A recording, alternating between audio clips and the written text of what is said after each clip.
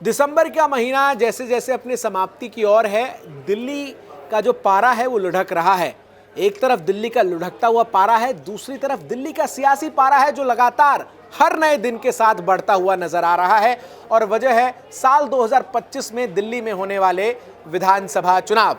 और इसी विधानसभा चुनाव के लिए तमाम राजनीतिक दलों की तरफ से जोर आजमाइश जो है उसकी शुरुआत हो चुकी है। आम आदमी पार्टी सभी 70 सीटों पर अपने उम्मीदवारों के नामों का ऐलान कर चुकी है। कांग्रेस की तरफ से भी एक लिस्ट सामने आ चुकी है, तो वहीं बीजेपी ने अब तक अपने पत्ते नहीं खोले हैं। इन सब के बीच आज आम आदमी पार्टी की तरफ से एक फ्लैगशिप स्कीम के रजिस्ट्रेशन की शुरुआत की गई। इस स्कीम का नाम है महिला सम्मान योजना।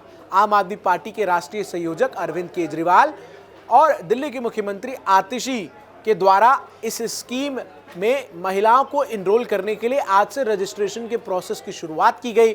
और इस स्कीम के तहत दिल्ली में रह रही महिलाएं जिनके पास दिल्ली का वोटर आईडी कार्ड है, उन्हें हर महीने सरकार 2100 रुपए देगी।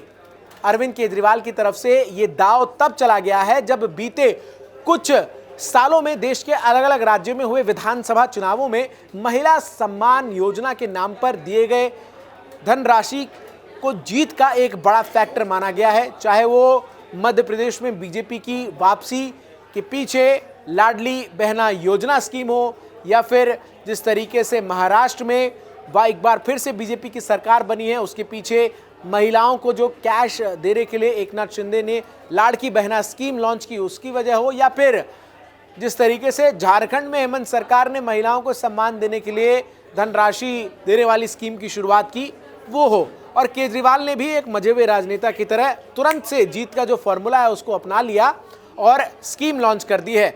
वहीं एक और स्कीम आज अरविंद केजरीवाल की आम आदमी पार्टी की तरफ से लॉन्च की गई है। दिल्ली सरकार ने 60 साल के ऊपर के सभी बुजुर्गों का मुफ्त इलाज कराने की स्कीम को भी लॉन्च किया है। संजीवनी स्कीम इसका नाम जो है वो दिया गया है। ऐसे में आम आदमी पार्टी पूरी तरीके से चुनावी प्रचार में जहां एक तरफ जुटती हुई नजर आ रही है, तो वहीं बीजेपी भी हमलावर है। बीजेपी की तरफ से आज आम आदमी पार्टी और दिल्ली के मुख्यमंत्री रहे अरविंद केजरीवाल पर हमला बोलने का जिम्मा उठाया पूर्व केंद्रीय मंत्री और वर्तमान में सांसद अनुराग ठाकुर ने।